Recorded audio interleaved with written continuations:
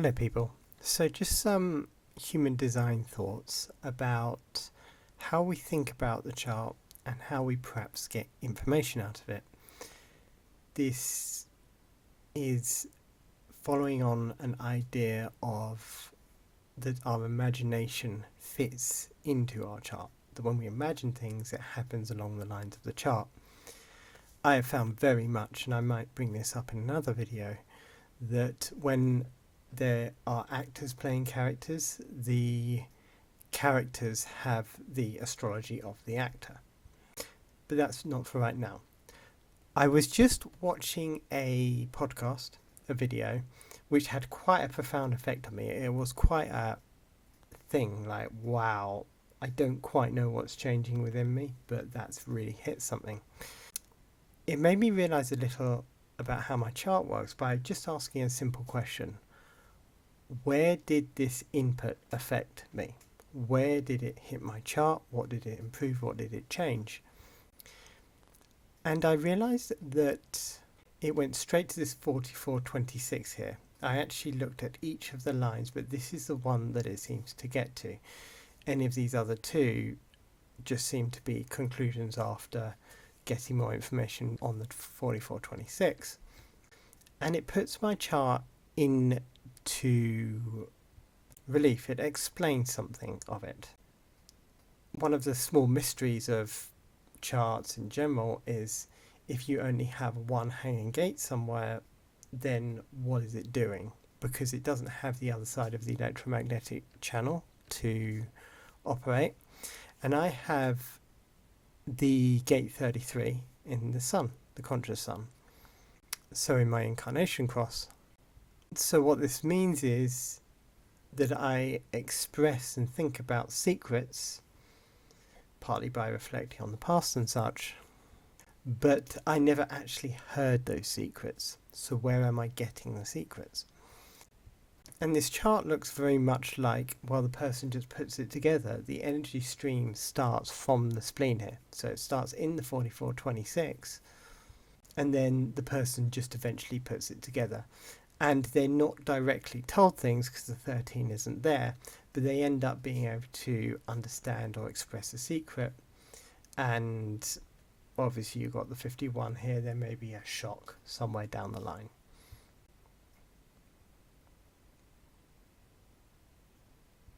Anyway, jumping over to imagination, I've just done a brief video on David Wilcock's chart, and I'm not going to re-go through who David Wilcock is and all that kind of stuff, but I just wanted to talk about this point here, the 54.3, and it's twice if you look. So it's in the conscious Mars and it's the unconscious North Node. And it reads something like, when ambition is thwarted, the tendency to use secret means to get there. Who is David Wilcock and what does he talk about? Well, David Wilcock has lied, I believe, about having insiders in conspiracy and UFO related areas, and that he's going to give you these secrets if you give him money. But he doesn't actually have those insiders, at least not from the journalism done into those insiders, supposed insiders. But he talks about this sort of stuff a lot, and he has imagined, perhaps, we don't know if it's real or some sort of schizophrenia or whatever, but he has imagined that he has these secret military insiders, and here it is in the chart. And I wonder if that talks to some sort of mechanism within the person where when they imagine things, it does actually form along the lines of the chart. And I'll use an example from my own chart in a second. I just wanted to make another point here. This 3635 with the Saturn in the 35 twice, this could very likely be David's talk on sobriety. But David did talk about sobriety. He actually inspired me quite a lot to stop alcohol when he originally did that. It was a big part of his platform back in the day, but at some point he went back to doing a lot of drugs, it sounds like, and didn't say that to anyone. So this energy is still putting out the image of this person that is sobriety. Even he doesn't necessarily directly state it, but his image is still that person, despite the fact that he's not doing it. And that's another similar thing. The 54.3 provides an energy that isn't actually there, and this channel here also provides an energy that isn't actually there.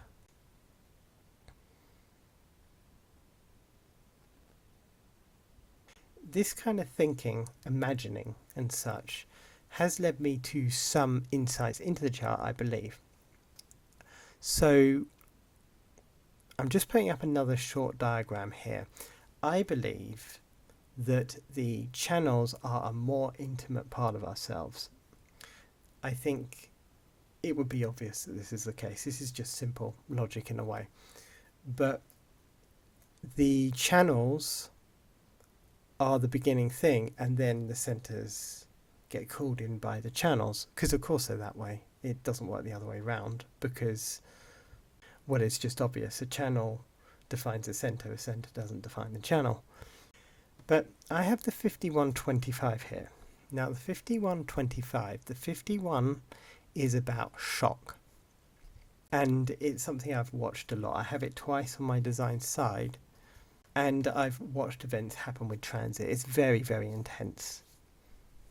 Vara Hu talked quite a bit about this line, but we won't go too much into it. Basically, there is a difficult situation, and the person with the 51 is probably the one that is going to be able to have an understanding of that situation. And because it is difficult, it leads to shock. People don't want clarity in that area, and that's why it's opposite the 57. Clarity and shock are very, very closely linked. Then you go over to the 25, and the 25 just talks. It doesn't have an agenda. It's the only hexagram on the whole mandala that doesn't really have an agenda. It just speaks, it's open, and people with the 25 are very much like that. If you get a lot of gossip happening in a group, I tend to think the person with the 25 will be the one end up expressing that, while a lot of people with the energy that created the initial problem won't be, although I suppose in the end might get revealed by the 25. So the 25 just says what it thinks, and it's not a gate to the throat, so it's a way of thinking and feeling that eventually gets invited. It is a kind of projected channel if it doesn't have a channel to the throat. So it's quite simple. This person sees the difficult situation and they openly explain exactly what the situation is. Obviously that kind of thing is not a good thing to a lot of people. But how do they handle it? Do they fully accept the 5125 and tolerate it the best they can, or do they ostracize that person to avoid the channel? And I think that's a very interesting area as to where the energy then goes.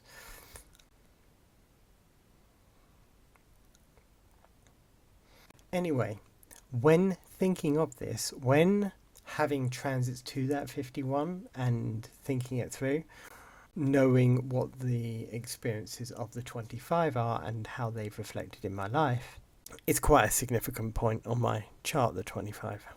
I know roughly what both mean, and I recall imagining what I would say with the 51, what I experienced and understand from the situation in the 51, and the 25, and the people that would be expressed by if things had gone naturally. And then it brings in for me an intuition of why the energy is the way it is, and why do the channels call in the energy centers.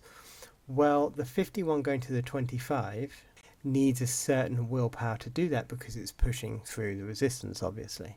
There's also quite a bit of willpower to actually look at the thing, but that isn't going to the 25. That probably didn't make sense unless you're really knowledgeable about the human design, but I'll just continue. The 25 then is the open and loving expression of that truth, and that is why it defines the G self, because once that truth is expressed, And the whole process of expressing that truth means that there'll need to be a certain amount of love for the people around in order to perhaps even phrase that more delicately, or whatever it happens to be, that loving energy is needed. And also to express the innocence in a positive way. So the 25 on the defined G is coming from a kind of loving place, and that's probably needed to cushion the blow. And that made sense to me as to what we got here.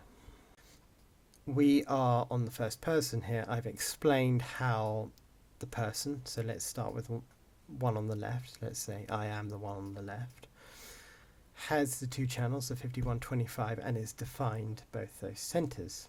So we're on the third image in. Then I believe what can happen is if someone else has the same center and are expressing a lot of information out of it and a lot of themselves out of it, then these two start to sound very similar.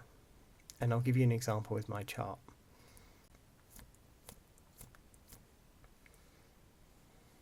So this is Stefan Molyneux. He is a philosopher. I haven't talked about him much. I have talked about him, I think, once or twice. I talked about him in relation to his podcast on forgiveness and such like that. But you can see with Stefan Molyneux here, he starts at the sacral. His beginning energy stream is from the sacral, goes up from the 14 to the 2, and then the 1 and the 8. So all his energy passes through that G self. And then we also see that a big part of Stefan's message is that he's got the channels of his incarnation cross on the G self. So everything's G self. It's a big G self message with Stefan Molyneux.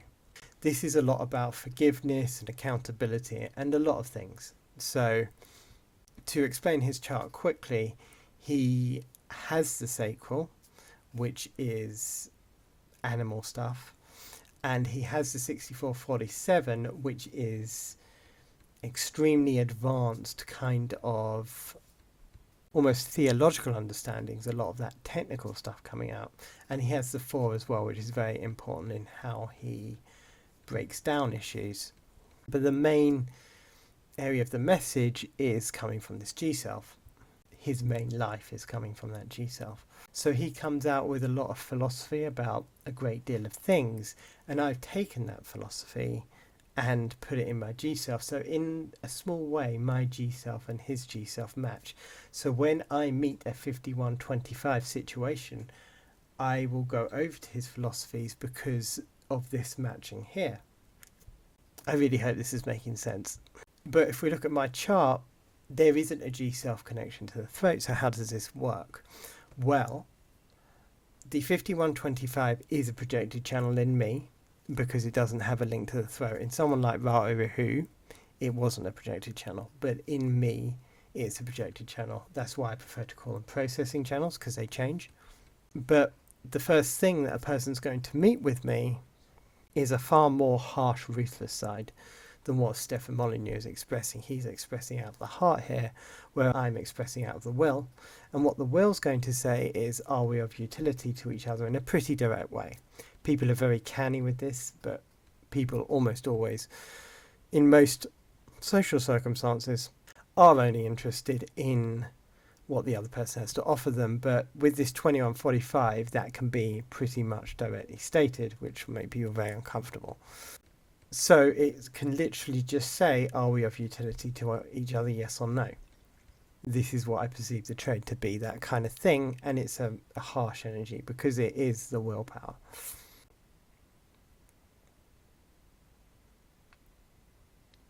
Of course, in human design terms, we would probably say, actually, that's it, or we would potentially say that's it, it's not sure. But there always has to be adaptability with life. So if that directness doesn't quite go well, if there's resistance, if the other person is trying to control things or manage things, and if there isn't a harmonious thing, if it isn't really working, then I can, of my own decision, I take a step back and I say, well, what do you want to do then? So I've suggested this thing, I've kind of manifested this thing. what is your option if you don't want to do that? Which is a fair question. If you rejected my manifestation as such, what do you want? What do you suggest? And then if they have rejected what I've asked, what I've said, which would put us on equal footing, and they also will not respond once it gets here either, then it will go here. And this is obviously a shock, because what this will say is it will literally go on Stefan Molyneux's message, which is, okay, so this isn't working. And assuming the other person is still trying to maintain contact for some reason, the 5125 is kind of invited in. And the question becomes, what does a G self ask? What does a G self think? What are your values in this situation? If I'm going to have to negotiate with you, then you are going to have to explain your values. You are going to have to explain why you believe this thing and not this thing, because I want an abstract value that I can use in order to negotiate with you. So if you do something crap or nasty, if you show low value in a sense, then I want to be able to say, look at this value that you said you agreed with, or that you are. And it can go even further. It can say, look, I know your value on this area isn't particularly inspiring. I know, for instance, you don't agree with the non-aggression principle as you agree with taxation, say. So what are your values? Which, of course, isn't going to make you many friends in this kind of world, but it is the way it is. There isn't really a way that you can negotiate with people that don't have values. And one of the things that I might also say is, because if you can't define your values, then am I to assume your values are whatever you emotionally feel like at the time? Am I assume that's the extent of your moral reasoning?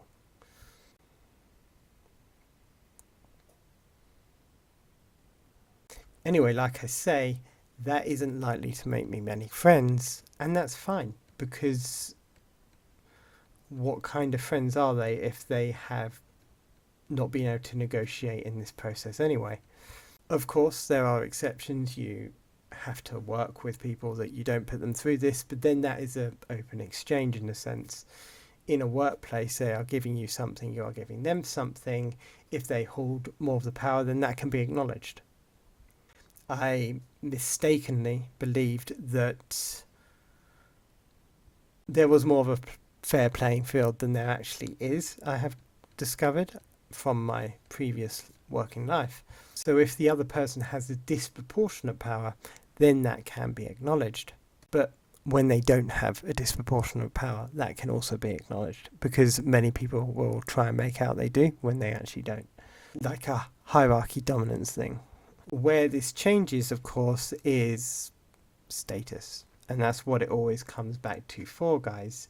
I would say, while the potential trade is not very interesting to other people, if my status is fairly low, then of course they won't bother, right? Makes complete sense. But if my status were to raise, then they would suddenly have to deal with that process. And it's quite a thorough process, quite an effective process to weed out those who aren't providing utility at the first point of the negotiation and discussion. And that's just some of how my energy field flows. I suppose I went into real life a little bit at the end, but a lot of these conclusions and thoughts can be arrived at through purely imagining situations. And I think that's very interesting. And just reflection as well. I heard this podcast. Where does it reflect in my chart? And thank you for listening.